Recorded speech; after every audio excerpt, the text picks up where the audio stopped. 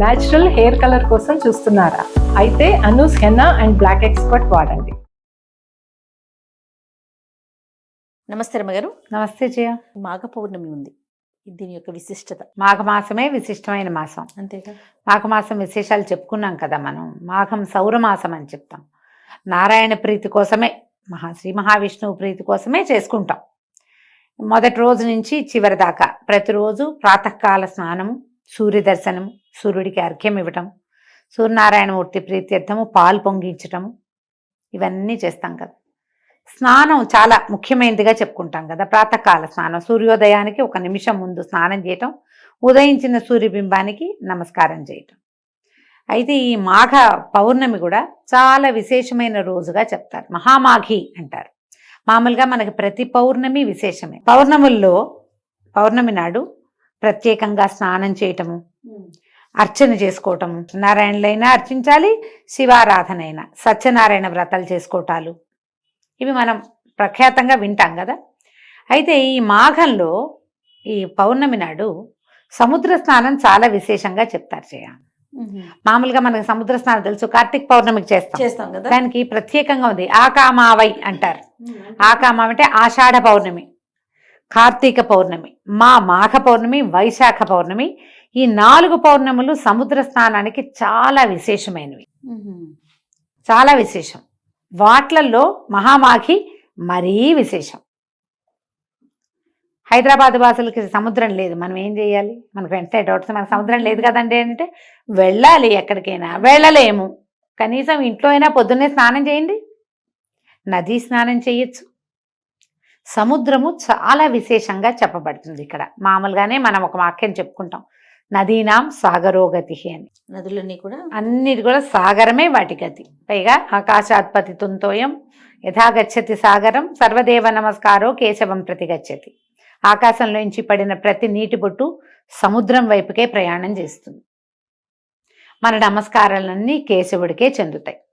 సముద్రంలో స్నానం చేస్తే కేశవుడికి నమస్కారం చేసినట్టు. ఆ శ్లోకాన్ని ఇక్కడ కనెక్ట్ చేస్తున్నాను అంతే. ఈ సముద్రంలో ఏంటంటే అపారమైన సౌరశక్తి నిండి ఉంటుందట ఈ పౌర్ణములలో. సూర్యుడి వేడిమికి ఎంత నీరు ఆకాశంలోకి పోతుంటుంది, అయినా కూడా తరగదు. చిన్నది పెద్దది అవదు, ఎంత ఉందో అంతే ఉంటుంది. ఈ సముద్ర జలాలు ఈ ఉప్పు నీటి వల్ల ఏంటంటే నెగిటివ్ ఎనర్జీస్ పోతాయి. ఓకే. ఈ సంవత్సరం అంతా మనం ఏర్పాటు చేసుకున్నవి అంటే మన మీదకి మనం తెచ్చుకున్నటువంటి అన్ని రకాల నెగిటివ్ ఫోర్సెస్ని ఈ సముద్ర స్నానం కంట్రోల్ చేస్తుంది. నదీ స్నానాలు విశేషమైనవి. నీళ్లలో కరెంట్ ఉంటుంది, మనకు తెలుసు కదా. నదుల్లో కూడా నడుంలోతు నిలబడి నదీ స్నానం చేయాలని చెప్తారు. సముద్రంలో కూడా ఓ 40 మినిట్స్ అయినా ఉప్పు నీళ్లలో కనుక స్పెండ్ చేస్తే వచ్చాక మళ్ళీ బయటకు వచ్చాక మామూలు స్నానం చేసుకుంటాము. ఇది ప్రత్యేకంగా చెప్పబడే క్రియ కాబట్టి జీవితంలో కొన్నిసార్లైనా, కొన్ని పర్వదినాల్లో అయినా, కొన్ని పౌర్ణములైనా, కనీసం ఒక్క పౌర్ణమైనా సముద్ర స్నానం చేయండి. మామూలుగా అమావాస్య పౌర్ణములకి ఆటుపోట్లు పెరుగుతాయి కాబట్టి సముద్ర తీరాలకి వెళ్ళకూడదు అని నియమం. ఆ నియమంలో ఈ 4 పౌర్ణములు మాత్రం ప్రత్యేకంగా సముద్ర స్నానం చెప్పారు. ఉదయం చేయాలి. పౌర్ణమిలో రాత్రిపూట కదా ఆటుపోట్లు పెరిగేది, సాయంకాలాలు కాదు. ఉదయ స్నానాలు 4 గంటల లోపే, ఎలా కుదిరితే అట్లా. సముద్ర స్నానానికి కానీ నదీ స్నానానికి కానీ వెళ్ళేటప్పుడు ఇంటి దగ్గర స్నానం చేసి వెళ్ళాలి. పాచి మొహంతో, పాచి బట్టలతోటి నదుల్లోకి దిక్కకూడదు, సముద్రంలోకి అసలు దిక్కకూడదు. శుభ్రంగా ఉండి అప్పుడు వెళ్ళాలి. పైగా ఇవి పితృదేవతలకి తర్పణాలు విడిచే సమయం, ఇవన్నీ స్థిరంగా ఉంటాయి. ఈసారి పౌర్ణమి ఇంచుమించుగా నాకు గుర్తుండి సంక్రమణం కూడా అప్పుడే ఉన్నట్టుంది. చూద్దామా ఒకసారి? ఒకసారి చూడండి రమ్మ గారు, మీకోసమే క్యాలెండర్ కూడా తెప్పించాను నేను. మామూలుగా పౌర్ణములు మారుతూ ఉంటాయి కదా. మామూలుగా మనకి సంక్రమణాలు జరుగుతాయి కదా. మకర సంక్రమణం ఏమో మన కిందటి నెల 15వ తారీఖు వచ్చింది. ఇప్పుడు ఇంచుమించుగా ఇప్పుడు సంక్రమణం వచ్చేస్తోంది. ఇది కుంభ సంక్రమణం అంటారు. ఈ సంక్రమణము పౌర్ణమి ఒకే రోజు వచ్చినాయి. ఈసారి 12వ తారీఖు ఒకేసారి వచ్చినాయి. సంక్రమణ తిథుల్లో మామూలుగా మనకి పితృతర్పణాలు విడుచుకుంటాం కదా. ఈ మాఘంలో ఈ పౌర్ణమి నాడు మన సముద్రం దగ్గర కూడా పితృతర్పణాలు విడవచ్చు. అది కూడా మంచిదే. పిల్ల జల్ల తీసుకెళ్ళేటప్పుడు కొంచెం జాగ్రత్తగా వహించాలంతే. ఒకవేళ మనం ఏ సముద్ర స్నానానికి ఏ నది స్నానానికి వెళ్ళలేము, ఏమిటండి ఇప్పుడు మాకు సంగతి ఎట్లా అని అందరు అడుగుతుంటారు. కుంభమేళా గురించి చెప్పుకుంటున్నాం, విపరీతంగా ట్రెండింగ్లో ఉంది కుంభమేళా, అంతే కదా. అక్కడికి వెళ్తేనే కుదురుతుంది లేకపోతే కుదరదన్న మాట లేదమ్మా. అసలు అవకాశం ఉన్న వాళ్ళు వెళ్తారు, వాళ్ళు ఏదో అత్యద్భుతమైన వాళ్ళు, వెళ్ళలేని వాళ్ళు, పనికిమాలిన వాళ్ళు అలాంటివి ఏం లేవు. మాకు పుణ్యం వస్తే మీకు రాదు అనకూడదు. ఇక్కడ కూడా మనకు అవకాశం ఉంది, మనం ఇక్కడ చేయొచ్చు. మనం ఎక్కడ పుష్కర స్నానం చేసినా, ఎక్కడ నదీ స్నానం చేసినా మనకి పుణ్యమే లభిస్తుంది. అక్కడికి వెళ్తే అమోఘ పుణ్యం. అవకాశం ఉంటే వెళ్తాము, లేకపోతే దండం పెట్టి ఊరుకుంటాం.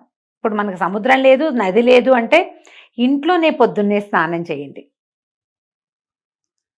పెద్దవాళ్ళు ఎవరైనా తర్పణాలు విడిచే పద్ధతులు ఉంటే తర్పణని విడుచుకోండి. ఏదైనా దానం చెయ్యండి. పౌర్ణమి నాడు, మాఘ పౌర్ణమి,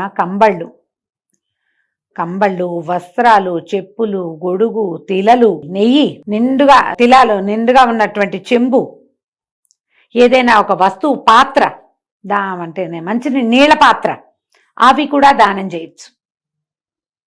ఏది కుదిరితే అది. బంగారం దానం చేయొచ్చు, అన్నదానం చేసుకోవచ్చు. ఏమి చేసినా అద్భుతమైన ఫలితం లభిస్తుంది. మీరు మామూలుగా ఎప్పుడు చేసినా దానం మంచిది. పర్వదినాలలో చేస్తే ప్లస్. మరి మంచి పర్వదినాల్లో ఏవి చేయాలని చెప్పబడిందో అవి చేస్తే ఇంకా ప్లస్. వేసుకోండి కొన్ని ప్లస్సులు అవకాశం ఉన్నప్పుడు, అంతే. ఈ మాఘ పౌర్ణమి రోజున దానం చేసుకోవచ్చు. పగలు ఉపవసించి సాయంకాలం భోజనం చేస్తే మంచిది అవకాశం ఉంటే. సాయంకాలం పౌర్ణమి చంద్రుడు కనపడ్డాక చంద్రుడిలో భావన చేసి లక్ష్మీ స్తోత్రం కానీ లలితా స్తోత్రం కానీ చేసుకోవచ్చు. లక్ష్మీనారాయణులని ఇద్దరిని భావించి సత్యనారాయణ వ్రతం చేసుకోవచ్చు. మీ అవకాశాన్ని బట్టి దండం పెట్టుకోవచ్చు. ఒట్టిగా పూర్ణబింబానికి ఎదురుగుండా నిలబడి ఒక్క శ్లోకం చెప్పుకుని, ఏదైనా విష్ణు సంబంధమైందో, లక్ష్మీ సంబంధమైందో, దేవీ సంబంధమైందో చెప్పుకుని నమస్కారం చేసుకోండి. బ్రాహ్మణులకి దానం చేస్తే అత్యుత్తమమైన ఫలితం ఇస్తుందని చెప్తారు. అవకాశం ఉంటే చేయండి. ఎవరికి అవసరమో నీడీ పీపుల్ వాళ్ళకి చేయండి, అది కూడా అత్యద్భుతమైన ఫలితాన్ని ఇస్తుంది. ఎవరికైనా ఏమైనా ఇవ్వచ్చు కదా. ఇలా పర్వదినాలలో పాత విధానం చేయబోకండి. పాతవి ఇవ్వడానికి 3 రోజులు ఉంటాయి. పర్వాలలో పాత వస్తువులు దానం చేయొద్దు. పాత బట్టలు, పాతవి ఏమైనా తీసి ఇచ్చేయటము చేయొద్దు. కొత్తవి ఇవ్వగలిగితేనే దానం చేసుకోండి. మీ అవకాశాన్ని బట్టి ఏదైనా సరే. తప్పకుండా. నమస్తే. నమస్తే జయ.